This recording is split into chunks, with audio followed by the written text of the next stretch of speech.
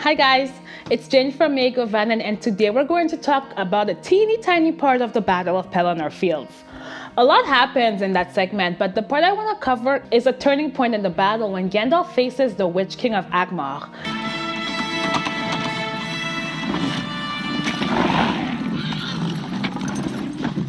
Go back to the abyss! I think you all know who the Witch King of Angmar is, but as a quick refresher, he is Sauron's right-hand man. He's captain of Sauron's army and the leader of the 9 Ringwraiths or Nazgul. The 9 Ringwraiths were once men who long ago fell under the dominion of the One Ring and became wraiths. What this means is that they no longer have a human form. In fact, without their cloaks, they would have no shape at all. It should be noted that Tolkien specified that the main weapon of the Nazgul was fear. I think we can all agree that the Ringwraiths look super creepy in the film, especially in that sequence when the hobbits were first encounter one of them just outside the Shire. What we're told is that at all times they smell the blood of living things, desiring and hating it. All of this to say that the Ringwraiths are creepy, super evil, and no one, even Gandalf, was interested in being near any one of them, especially the leader of the pack, the Witch King of Angmar. Unfortunately for Gandalf though, he would not be so lucky, and I think it's worth looking at his confrontation with this very feared villain. So, the details of this sequence vary a little from the book to the movie, but they're very similar. For example, the book does not mention that Gandalf's staff had been broken, nor does he fall off his horse. In the movie, as in with the book, the Witch King pulls out a flaming sword. Gandalf tells him that he cannot enter and that he must return to the shadows. In both cases, the Witch King calls Gandalf an old fool and tells him that this is my hour. Do you not know death when you see it, old man? Do you not know death when you see it, old man? This is my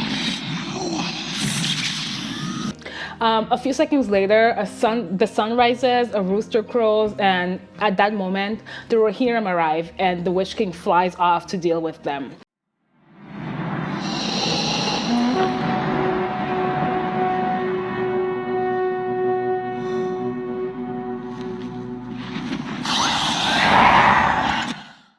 So it's a small scene, and it's only in the extended edition of The Return of the King, but it's a good scene. Let's go back, because what I want to do is quickly set the stage by looking at some of the events, like the lead up to the confrontation.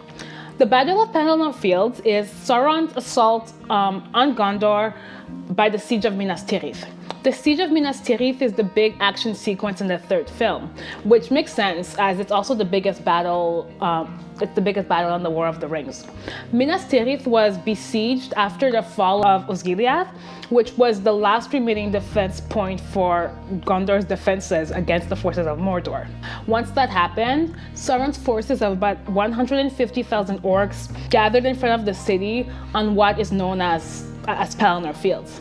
It was not looking good, and the morale of the Gondorian soldiers was rather low, because at that point, the garrison of Minas Tirith consisted of about 8,000 Gondorians and a handful of guards of the citadel, and they were against 150,000 orcs and trolls. To make the situation even more depressing, Sauron had sent a darkness over Mordor that cut off the daylight. So it was all very dark and gray and gloomy. Minas Tirith had been fighting Mordor for many years at that point. No matter how hard they've been fighting, Sauron kept coming back and killing their men. So at that point, they did not have as many men as they once did. And Boromir, who was the fantastic leader of the men, who was a fierce warrior, he had just died, so that kind of sucked. And then Faramir, who was the next best thing, was half dead and out of action for the rest of the war. And because of Faramir's injuries, Denethor, who was in charge of Gondor's defenses, was in despair and refused to leave his son. On top of that, the Ringwraiths, who are the most feared servants of Sauron, were flying over the battlefields on these giant savage beasts. On top of that, let's not forget that Gondor did not know if Rohan would arrive on time. Unlike in the film, where Theoden seems to have some kind of grudge against Gondor because of this thing with the Westfold, the reality is that although Rohan is independent of Gondor, Rohan had no obligation to come to Gondor's aid if Gondor asked for help. Good knuckles for 8.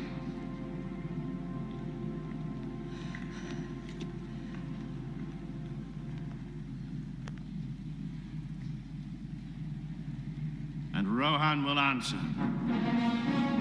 That being said, Rohan's arrival could have taken several days because the reality is that it takes time to mobilize an army, and Minas Tirith was about 350,000 miles away. And even though the Rohirrim had great horses, it's a 3-day trip, and it doesn't take into account the time that's required to strategize and coordinate 6,000 men. So with Sauron's buddies hanging out below, morale was pretty low, and the enemy loved it. What the enemy did not love was that Gandalf had taken command of the city's defenses.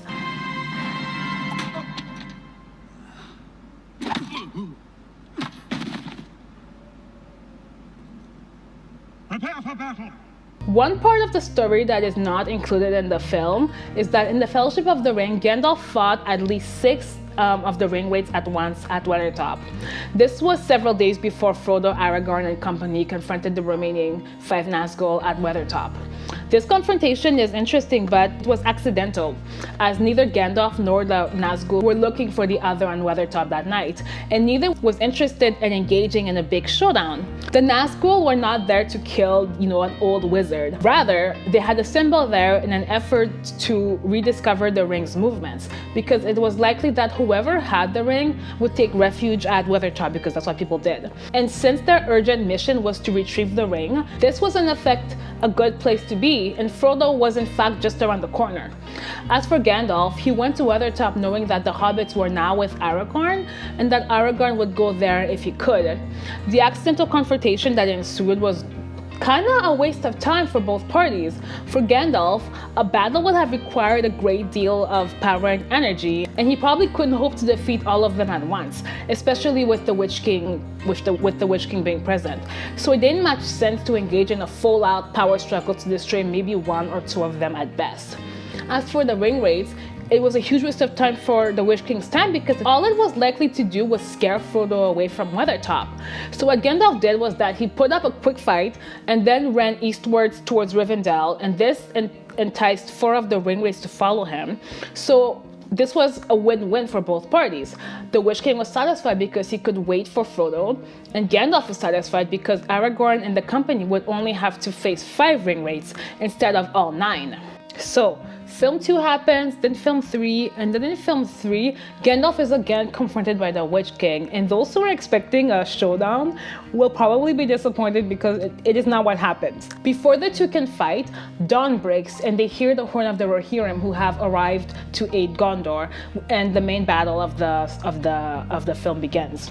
In the book, the arrival of the Rohirrim at dawn coincides with the breaking of the supernatural darkness that I was talking about a bit earlier. The passage is found in Book 5 of The Return of the King, and it's in Chapter 6 entitled The Battle of Pelennor Fields, and it reads as follows.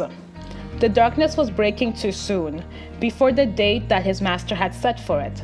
Fortune had betrayed him for the moment, and the world had turned against him. Victory was slipping from his grasp, even as he stretched out his hand to seize it. But his arm was long. He was still in command, wielding great powers. King, Ringwraith, Lord of the Nazgul. He had many weapons. He left the gate and vanished. I'm not sure if the darkness made his troops more powerful, or if Sauron's forces were sensitive to sunlight, like the goblins for example, but what I do know is that Rohan's army represented a large number of reinforcement. We also know that the sun resulted in the diminishing effectiveness of his own army. So for both those reasons, the Witch King's attention was urgently needed elsewhere, so he upped and left, and that made sense. Things play out a little differently in the film. First of all, in the film, it is important to remember that from the Witch King's point of view, Gandalf poses no threat really. The Witch King easily broke Gandalf's staff and thereby confirmed that there was no urgent need to kill this seemingly old and not so powerful wizard. Second, he had limited information. Like, the only things that the Witch King knew for sure was that he had a vulnerable wizard in front of him, that the darkness that was facilitating his troops' assault was diminishing, and the new enemy had just arrived. With that in mind, it makes more tactical sense for him to assess who the newcomers are, as they pose a more immediate threat to his ultimate goal of taking down the city. On top of that, I think he knew that although Gandalf is powerful, a single wizard cannot destroy an entire army of orcs while he took off to see what was going on in the fields. Thirdly, and perhaps this is the most important part, the Rohirrim had a good tactical position. Whether or not the Witch King knew who had just arrived, he knew that his orcs and battle trolls were boxed in. I'll put a map on the screen. There is, in the north, there's like a new unexpected hostility, the Rohirrim. Then there is a mountain that blocks the way, that blocks the west roads. And on the other side, to the south, there's the river Anduin. So one thing that they could do was retreat. And if they did do that, they could only do that from the east, which would probably piss off Sauron.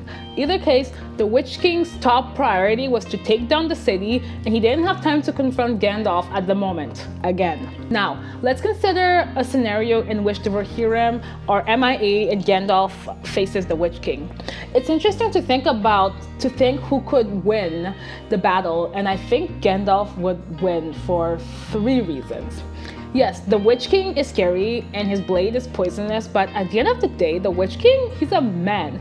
Gandalf is a Maya, and the Maya are way more powerful than men. Also, the Witch King was not destined to fall by the hands of men. So Gandalf could not destroy him completely. But on several occasions, Gandalf had shown that he has the power to neutralize or overpower the Witch King, as he did during the Siege of Gondor when he uses the light to chase them away from Faramir and company.